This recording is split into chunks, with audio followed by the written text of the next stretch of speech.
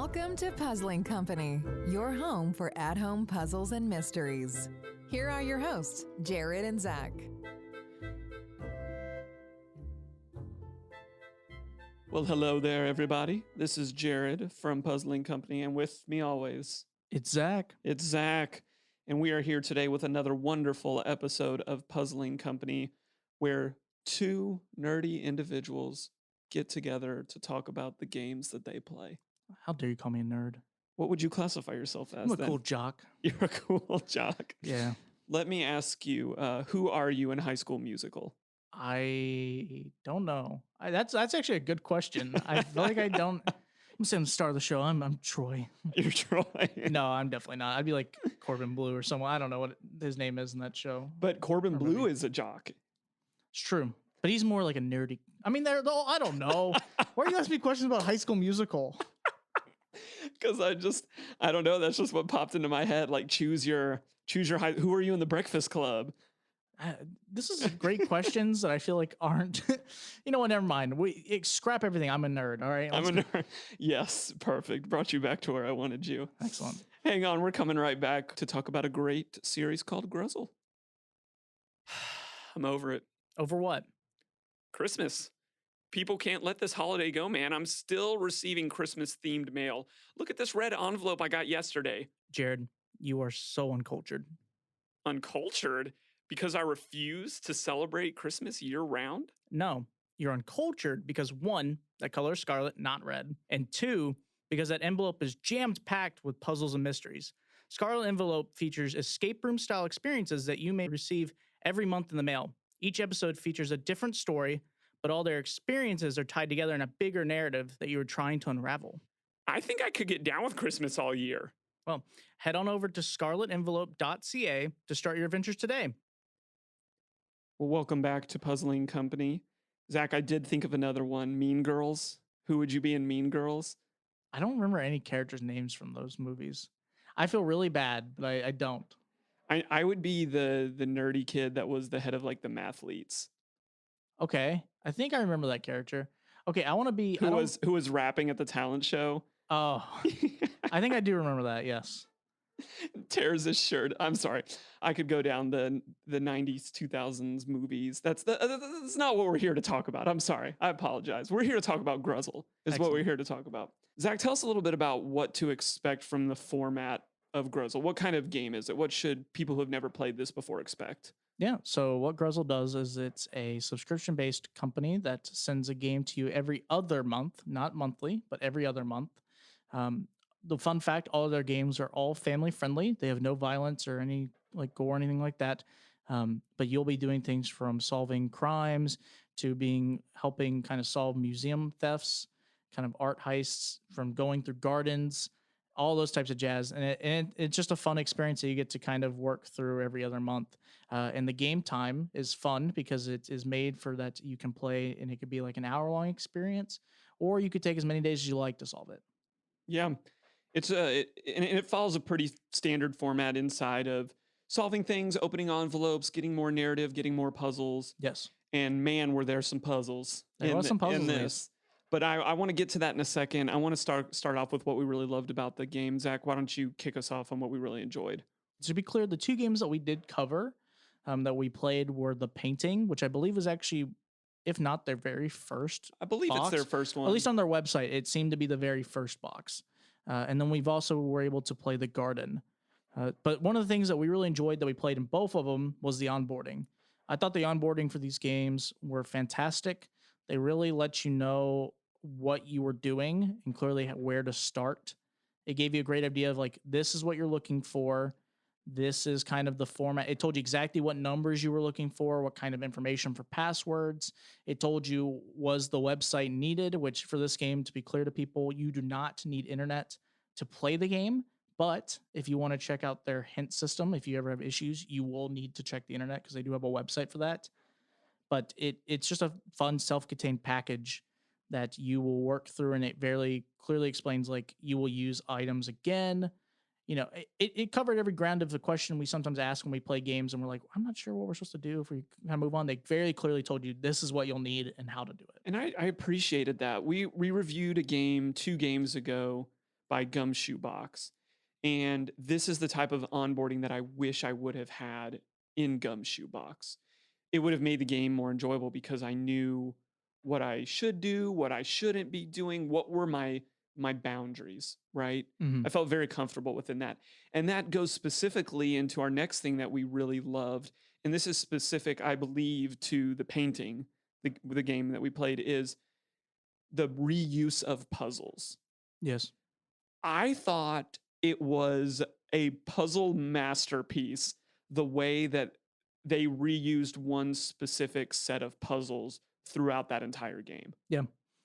That's not the only thing. There was like multiple things like that that it felt like you thought you were done with it, but it kept coming back Right. and back, but not in a way that you felt like, oh, I'm just using this puzzle again. No, I It was felt like I was doing a whole new puzzle every time, but it just involved a piece from earlier. I was just thoroughly impressed. Like, for one thing, we kept coming back to something that we used at the beginning of the game. Yeah. And I was like, there's the logistics alone of reusing this thing was just like, there's no way they can use this again. Like, it would have to mess up a previous puzzle or prohibit us from a future puzzle. Which is crazy to think about because of the level of complicity, or like how whatever, how complex it would have to be for that puzzle to work, because you'd have to keep all those things in mind. That Yes. first puzzle would work without revealing too much about the second puzzle, how the second puzzle potentially would overlap on that one, Man. how the third one would overlap, how the next one adds more information, so on and so forth. But it kept working and never felt like it, like that you would have noticed it.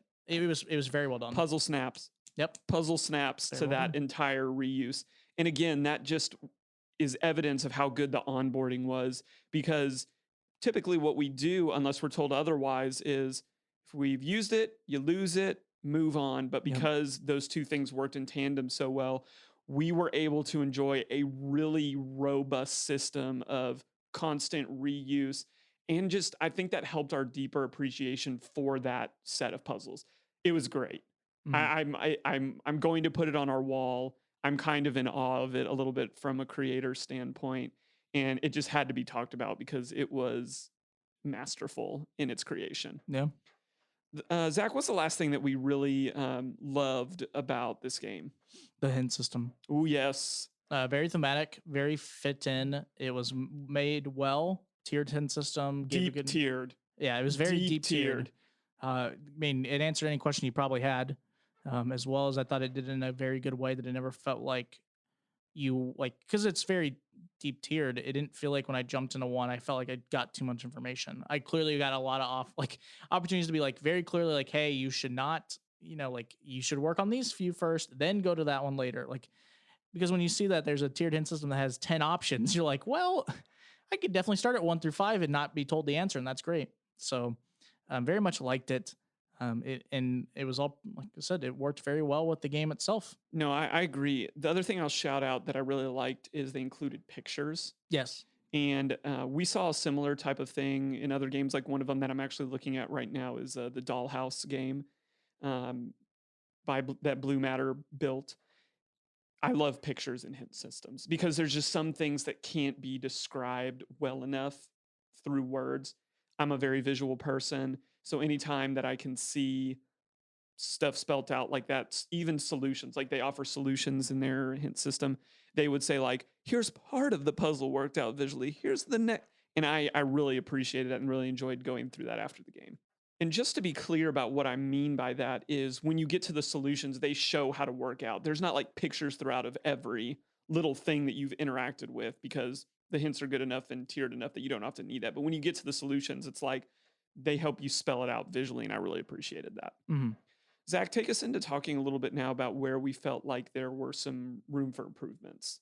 Yeah. So I think one of the first things that we wanted to talk about for rooms for improvement was kind of the process overload that we felt in between both the garden and the painting. I'd say we felt this a bit more in the garden than we did in the painting. Yes. Was that there was a lot of process puzzles, and it felt like in some games when you play them, you kind of feel like you do like a process puzzle and you do a few like kind of more shorter different types of puzzles. You have like the aha ones to kind of feed in between them. It felt like at a few points in specifically garden that I did a process puzzle that took a while to another process puzzle that took a little bit to do like another kind of more difficult puzzle, but kind of fed into it, and then another process puzzle, or one that was like a process puzzle that took over like multiple puzzles to get all the information. It just felt like at some point I was like, I feel like I'm getting tired from doing so many processes, and it was just it unfortunately took us a little bit out of it, because it just felt like it felt like the flow almost suffered because of it. It did, and we call this pacing or diversity of puzzle length is another fancy way of saying that same thing. But it did. It felt like we were not getting enough quick solves or puzzle diversity in there to where we ended up taking breaks a little bit to say like, whoa. And I want to be clear, the puzzles were not bad. Oh no, they were good puzzles. They were good puzzles, but in terms of game flow, like you said, I agree. It needed to be broken up. There needed to be different types of solves. And again, just mapping out how long each puzzle takes to solve, that needed to become a factor in designing this because I agree with you, especially in Garden, it was too much of that back to back to back to where we just felt like at some point it became homework. And we've talked about that in some other episodes. Like there needs to be, again, different types of puzzles, different lengths of puzzles to give a more enjoyable experience. But I will say I understand where the creators are coming from. Like if you get to talk to the creators, if you read their bio a little bit, these are puzzly people. Yeah. And they were flexing that in these games to say like, we can put some dope puzzles out. And I don't want to discredit any of the puzzles, but as you're thinking about it as an experience that people are working through, I feel like there needs to be a little bit of juxtaposition of lengthy puzzles to non-lengthy puzzles. And that could really help the flow of the game overall. It's also a thing too that this could be on us. When we played this game and when I looked up some of their kind of frequently asked questions, these games are made for really anyone in terms of like length. And they, and one of the most popular questions they get asked or frequently asked questions is like, what's the difficulty rating? And for them, they're like, well, for some games it's easy and some it's not. There's no easy like way to say like this is a 5. Like we've talked about before with people rating their difficulties. It's not as easy as being like, oh, this is an hour in a game. Every person's going to take an hour and a half to do this. Right. There are people who take an hour to play their games, probably people who take 3, people who take days. And maybe it's a thing that when we played the first one, we played painting first. Correct. Which, like I said, it could be their very first game they ever released. And that could have been an easier game comparatively to the Garden. That's what we feel like it was. So maybe we were just surprised too, in terms of like, okay, we had a game that I think did a good job. It felt like there was a little process puzzle stuff in painting, and then we got whoa, like the Garden felt like we did a lot of them, and they were, like I said, they were great puzzles and very good in terms of difficulty, but it just felt like they were all back to back, and that's kind of takes away from it. And even in terms of quantity too, like if you mapped out each puzzle in there and said, what type of puzzle is it? What length? There were just a lot of those in general. Yeah. The quantity was high too. And I just feel like mixing that up a little bit can just create a better experience and a better flow. Mm-hmm. The last thing that I will say about this is we're always trying to say like, who is this game for? Who is this game maybe better either like save for or not for? We felt like this, similar to Conundrum Box, this is a puzzly game made by puzzly people. And you probably need to get your feet wet a little bit before diving into Gruzzle is how we felt. However, I will say that, again, going back to the onboarding, one of the frequent things that you're doing in this game is decoding. Mm-hmm. And they do a really good job, like a lot of other games, in order to keep it self-contained to say like, oh, hey, you want to know how a shift cipher works? This is how it works. Yes. You want to know how this different cipher works? So I want to applaud them on that, but I felt like I was doing that too much. And because of that, I feel like that would be overwhelming to a first-time player. Mm-hmm. Was there anything else in there, Zach, that felt like it would be just a little too much? Or who would you tell to play this game? No, I think you said it best. I think the onboarding I think onboarding makes it even closer to being like for first time players, but unfortunately isn't close enough just because there's some complex puzzles in these, and it is puzzly people. But it definitely is a game that almost merges, in my opinion, towards the first time player. But I would say if you played a few, then you can gladly jump in these, and the difficulty won't be as challenging, but will give you a great experience that gives you kind of a mix of those. I think that's a great way of saying that. They do a good job of hinting well enough and onboarding well enough to it feels like a lot of people could tackle this earlier on in their puzzly career. Yep. Well, that is going to wrap us up for our first section. We've got Puzzles to the People coming at you next. Solve puzzles, write reviews, win prizes. It's time for Puzzles to the People. Hey, Zach. Jared, I'm not falling for this again. Oh, so what? Now you don't trust me? Correct. I don't trust you. Well, then do I have a game for you? What are you talking about? Floor 13 from CU Adventures. It's the story of a company with too much trust. But I don't trust you. Well, Zach, trust me on this. You need to head on over to cuadventures.com and play Floor 13 or their other game, The Lost Temple, and you will not be disappointed. Well, welcome back, guys, to Puzzles to the People. In this section, this is kind of a chaos moment, in my opinion. I always get surprised by what Jared's going to tell me. But generally what happens in this section is two things. One thing that we usually do is I discover a topic, because generally Jared's already created and I have no idea what it is. What's the fun and authenticity if you know? That's true. But it is a place for us to discuss a topic that is related to the game or series that we're discussing, or just kind of the industry as a whole. Or it's a place for where we discuss kind of reviews or comments or just things about the game at play, which would be Gruzzle. And it'd kind of be like a back and forth to discuss those and see if we agree or disagree with them. I'm coming at you today, Zach. Shocker. I want to go back to last week's episode because in that we talked about giving feedback, Okay. whether that's to us or to creators. And in honoring that, I want to talk about something that we've received some feedback on that I agree we need to work on. And that is kind of de-jargoning some of the things that we're saying. Okay. Sometimes we say things that puzzle people get, but not all puzzle people. Or if they're a new time listener, they have no idea what that means. So we're going to de-jargon and talk about something that we talked about a lot in the first section, which is process puzzles. Okay. Zach, what in the world are we talking about when we are using the phrase process puzzle? It just means that you have to go through different steps to kind of complete the puzzle. It's not as simple as here is presentation of information and done. It is like, okay, here's step 1 to solve puzzle. Do this. Now I'll do step 2, then do step 3. Generally as well, these things we call process puzzles just take a lot of time because they require you to gather or use a lot of information to solve the puzzle.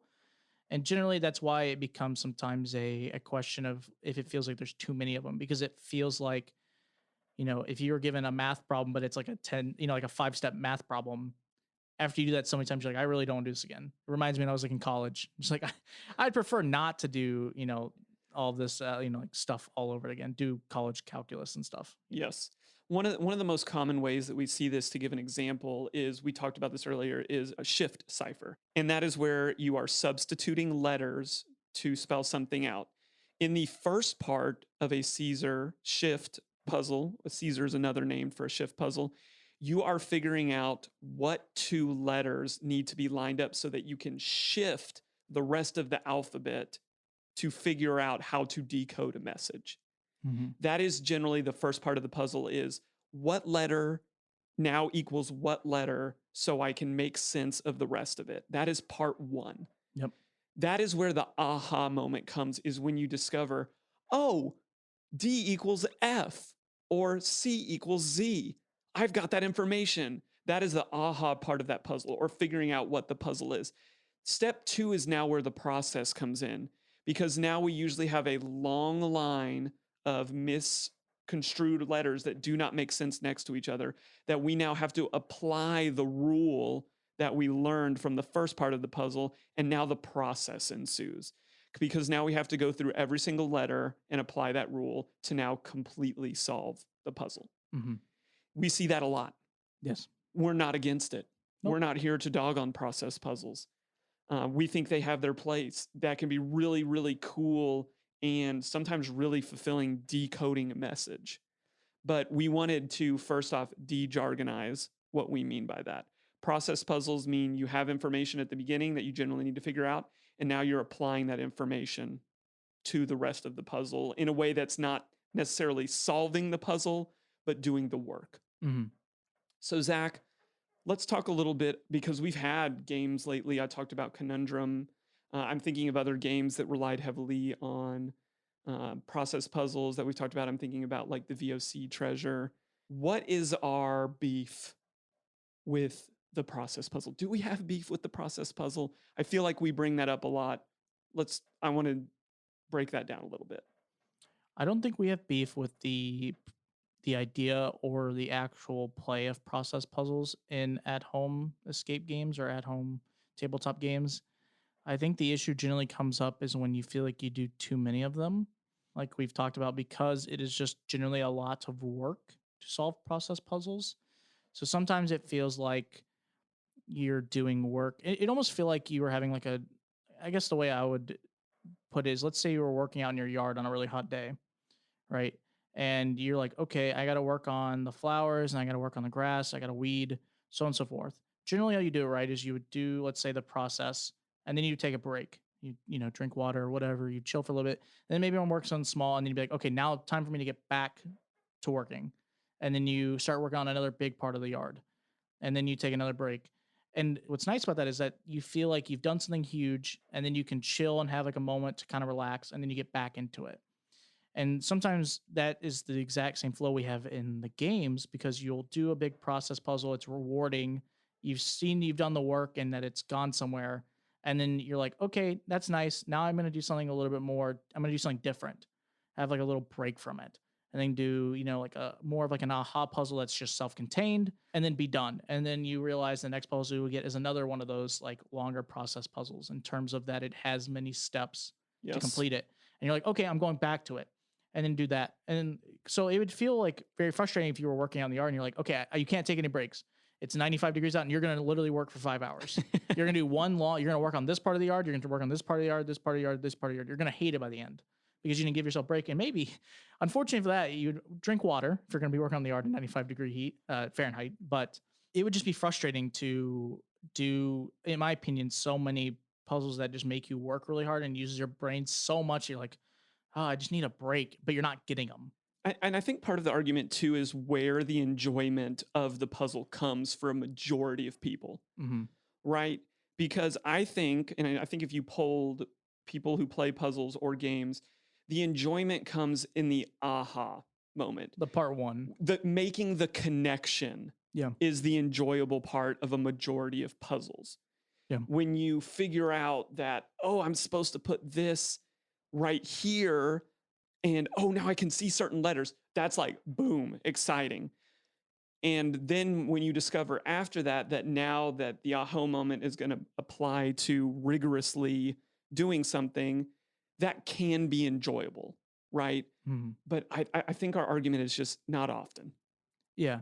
It kind of reminds me of the feeling I had when we played the Clockwinder by Sultans of Solve, is that there's a puzzle in there that kind of has that where you have to like cipher certain phrases. And it felt really cool when we solved it the first time, but then you have to do another like 6 lines of it or like 6 paragraphs of it. And you're like, oh, okay. It felt really cool when I did the first paragraph. Now I have to keep doing this. And okay, I've done the next one. Now I have to keep doing it, keep doing it, keep doing it. It feels like sometimes those puzzles have too much. And sometimes if they're the only like process puzzle in a game, let's say there's only like 1 or 2 of them and they're long like that, I think it is okay. But if I feel like I just did like a 6-step process puzzle in terms of the aha moment, and then 6 different times I have to repeat what I've learned to solve the different parts, and then do it again with a whole different puzzle, it feels like way too much. Right. Like I really would like a break from this. Right. Which is why I really appreciate games that go out of their way to say, hey, if you have gotten the connection part of this puzzle and don't want to do the process, we've done it for you. Yeah. I love that.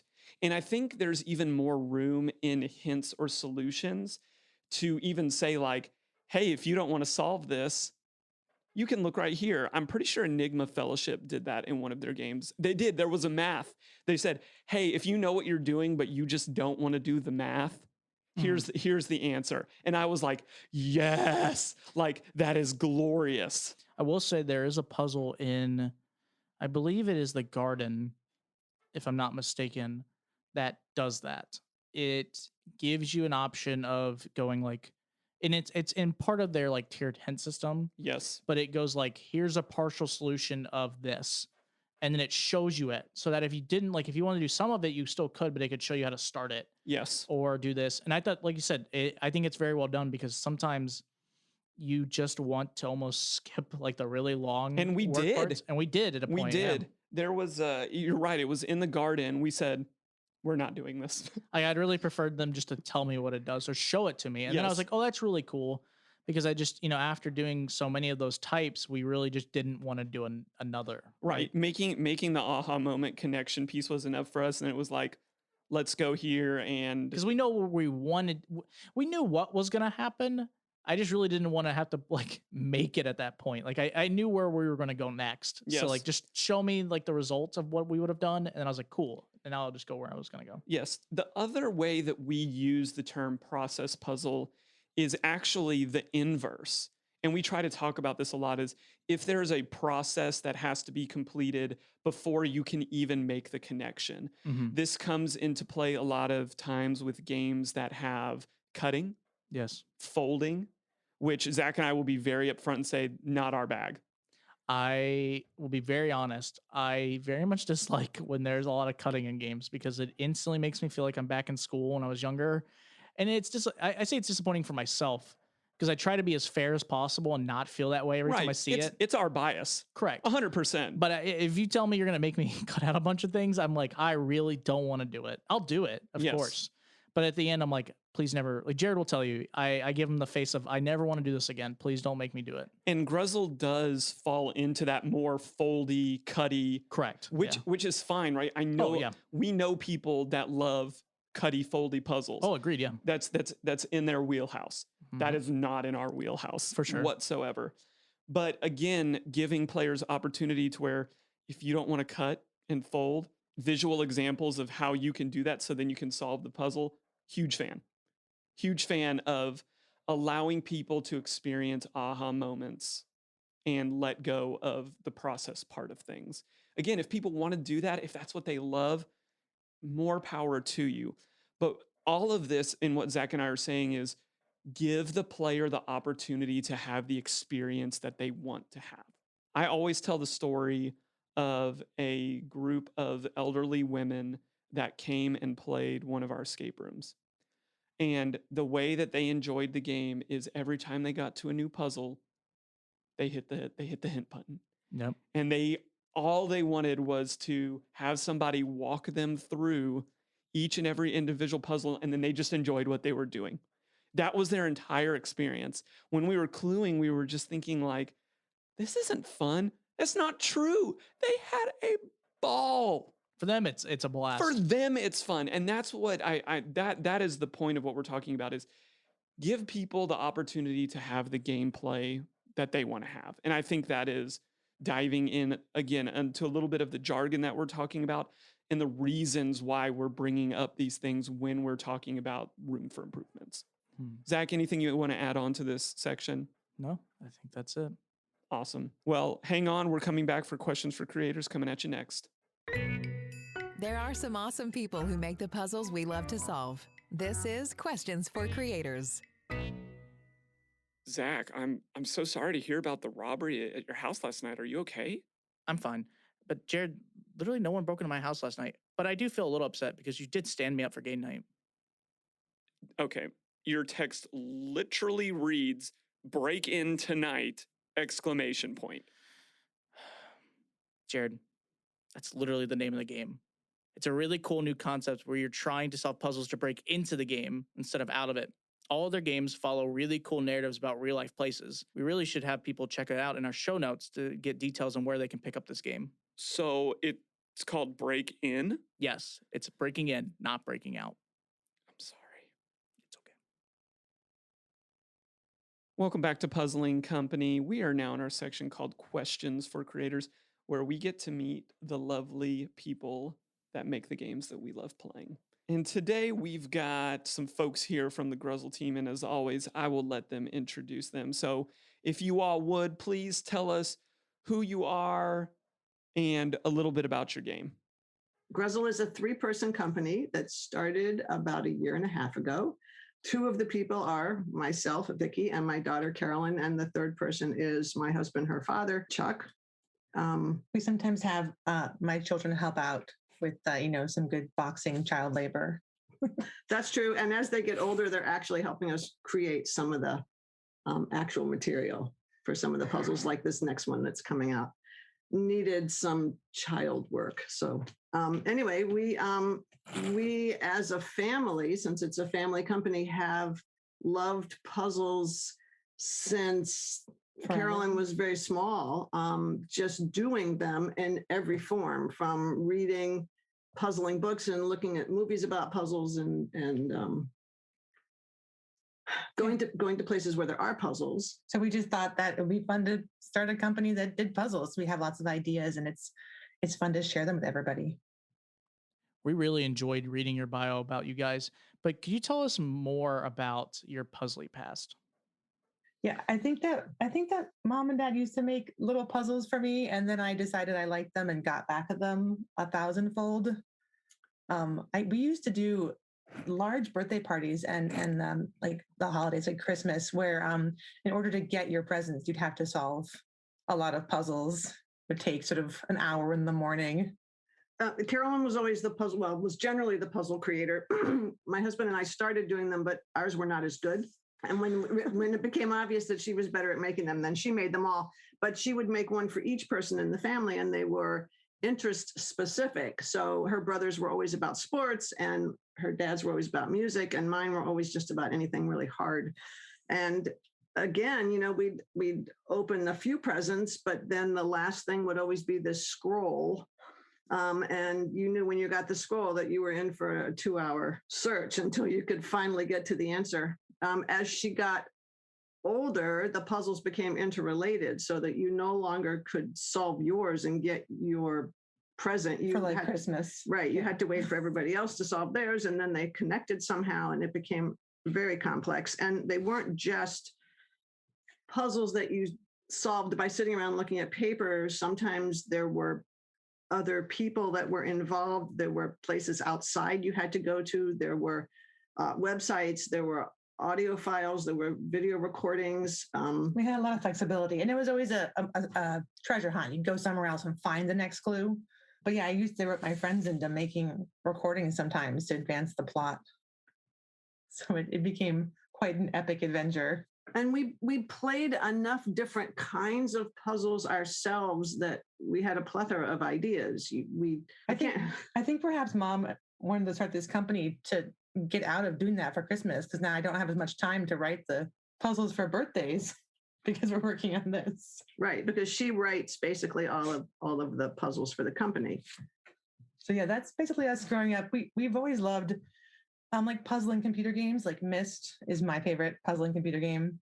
And then jigsaw puzzles. We got really into the foam 3D jigsaw puzzles. Those have been really fun. And weirdly shaped puzzles, round puzzles, puzzles where you could only solve them by reading what was written on the pieces of the puzzle. Right. Or reading a story first and then putting the puzzle together. And then we've done a lot of escape rooms, which is obviously a newer thing. So we've enjoyed those too. Well, and one of my favorite things is that some places, sometimes you can find codes in places where you don't expect. And we often visited Disney World because we were on the East Coast, and there are quite a few attractions there with codes being used as part of the decor of the attractions. So, the Indiana Jones ride, but that's in Disneyland. There's writing, Stitch's Great Escape. There's writing all over the walls, and we quickly realized that it wasn't just random, that it actually was a code. And we spent all our time not listening to what the person was talking about, but in the back with a piece of paper, right, trying to decode. We did that a lot. That definitely happened in Indiana Jones at Disneyland, where the ride closed for maintenance, and we were just in the line trying to figure out the codes in the walls. We're like, that's everybody cool. else left. We're fine. We're just going to solve this code right here. So when you're putting a game together, what is your philosophy on puzzle creation? A lot of our mindset came from what we enjoyed solving together ourselves. And we found that we preferred games that we will call family friendly. We preferred games with no hints, no advice, no avatars, nobody talking to us, more of a Myst kind of game. We just liked to to rely on ourselves. We prided ourselves on not using hints. We liked puzzles that were logical, where you could deduce the answer. Not that it was easy, but when you got the answer, it was obvious that of course was the answer. How clever that they did it that way. And we're definitely, never time ourselves doing puzzles. We like to take our time because we're definitely the kind of people who, when we see where this is going, you can see what it spells out. We're still going to solve the whole thing to make sure, I don't know, that it was right. And for some puzzles, we would find we spent as much time talking about it away from the puzzle as we did actually working with the puzzle, trying to figure out, okay, so we did that, but what did we forget to do? And we would have discussions about it away from the puzzle sometimes. I think that the one other thing that's important for me when creating the puzzles is that they are, they have interrelated parts, and you never put something down the first time you use it. So I really like to make things that you've used something and it's not done. You're going to use it again and then maybe again. So it comes back, and there's lots of multi-use pieces. It was important to us not to include anything in our games that was not essential to the game. So even if there were little tchotchke items, those had to be essential to the game. Yeah. And we wanted the puzzles to be totally self-contained. And we decided we wanted them to be offline, because most of the puzzles we did were that way, probably because there was no online experience at that point, but Right. we enjoyed that. So we know that you guys have a subscription-based service, and you guys do it every other month. Why did you guys decide to go down that subscription route? I think we went with the subscription model first because we didn't know any better. It seemed to me that that's how everyone That's was all doing we bought. it. Yeah, yes. That ended up being good and bad. It was good because it gave us deadlines that we had to meet. And it also gave us an idea of how many puzzles to make, though that has not stayed true because we've sold way many more after the fact than we sold as people get to know about the company. I do think having the schedule, though, is helpful just because life is so busy. If you don't have that sort of like schedule, you kind of just put it off and then, yeah. But we're still learning about how many to make and how many to keep in stock, and whether to spend time creating a new one or refilling a stock item that's popular. It's still a learning process. In being indie game creators, what are some of the struggles that you have experienced going through this process of creating games and selling games? And what hopeful words of advice would you give to people out there? Definitely the deadlines can be hard, especially if I get busy at my actual job,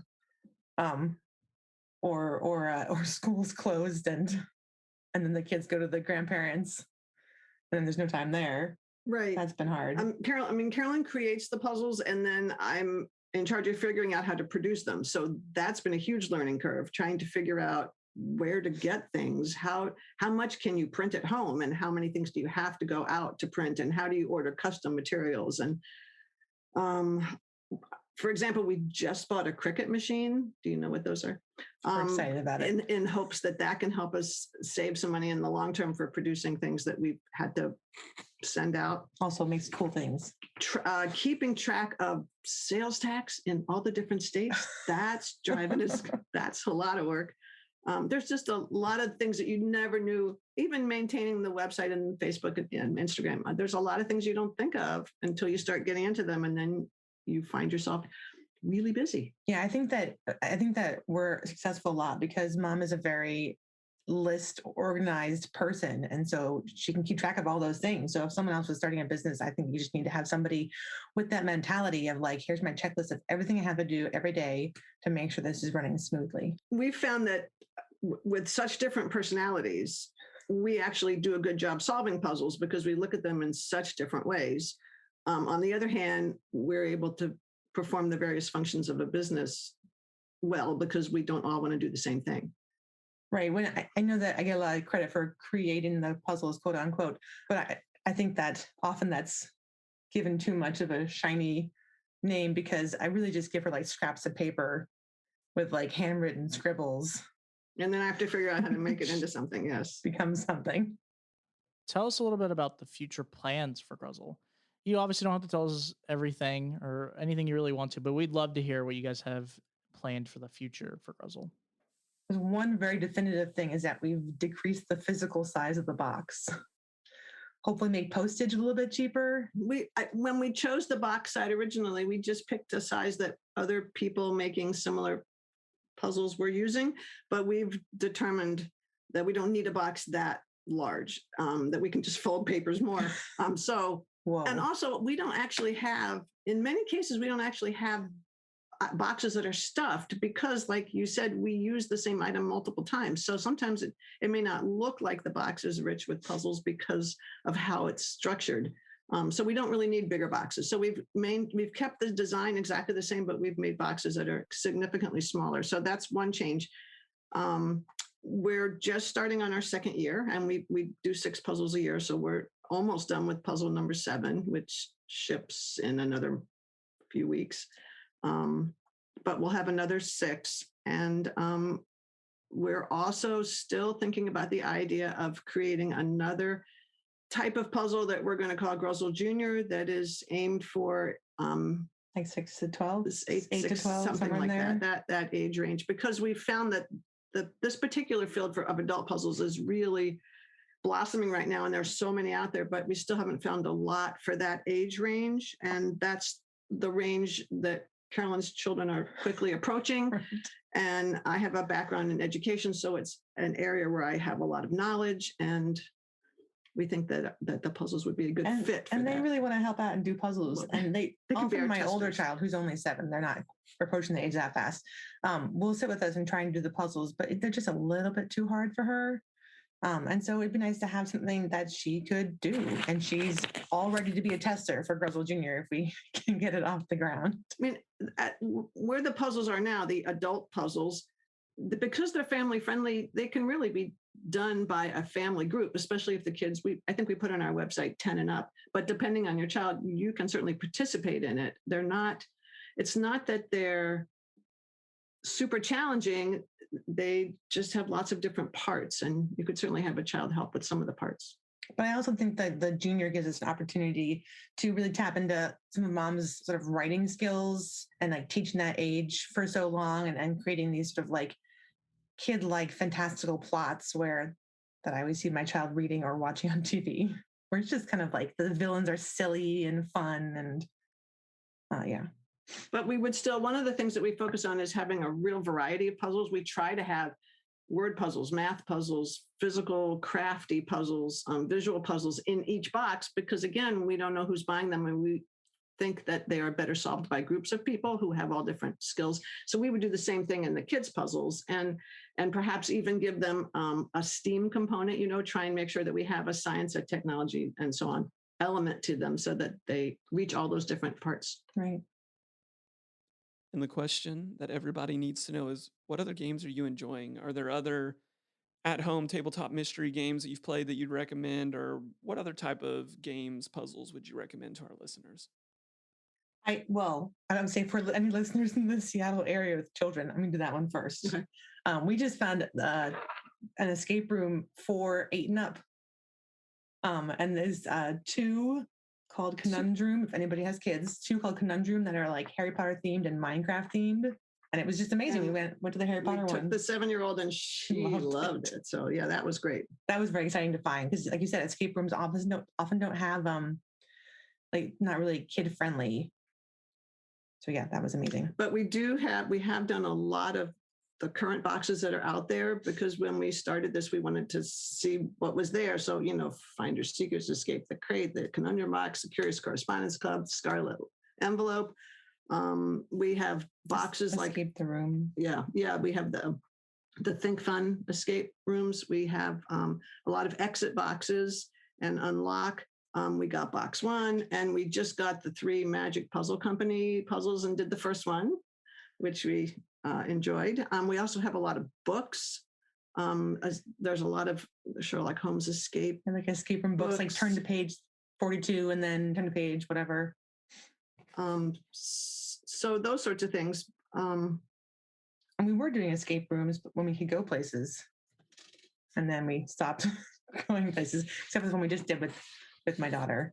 But yeah, we haven't played a whole lot of computer games recently. We did get an Oculus, and we're playing Myst on the Oculus. Well, but also there are some other great puzzle games on There the are Oculus. some. Don't touch that Is button. that no? It's not called that. No, whatever it was, wasn't it? Don't push the button. Don't touch anything. I think Yeah, it's called. don't maybe. That's an Don't touch amazing anything. game on the Oculus, Which is very puzzle oriented. Yeah. I don't know. Whenever we see anything that looks new and different and interesting, we like to do that.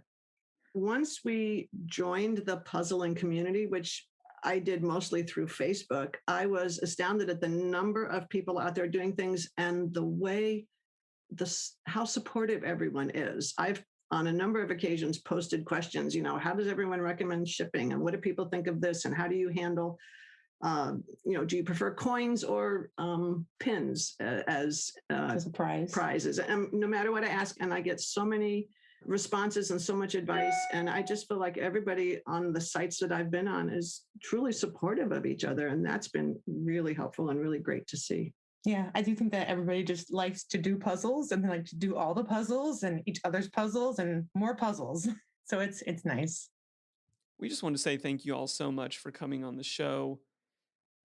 It's just fun to get to talk to other really puzzly, fun people like you guys. So thanks so much for sending us your games and having a conversation with us. If you want to check out some Gruzzle games, you can go to Gruzzle.com, Gruzzle.com, pick up some of their games, join their subscription service. And if you've played one of their games, hit them up, leave them some feedback, leave them a review. Same thing for us. You can do that if you're interested in getting in contact with us. Contact@puzzlingcompany.com. Hit us up on Facebook, Instagram.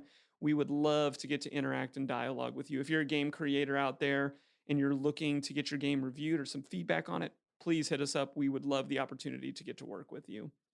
Zach, what are we playing next week?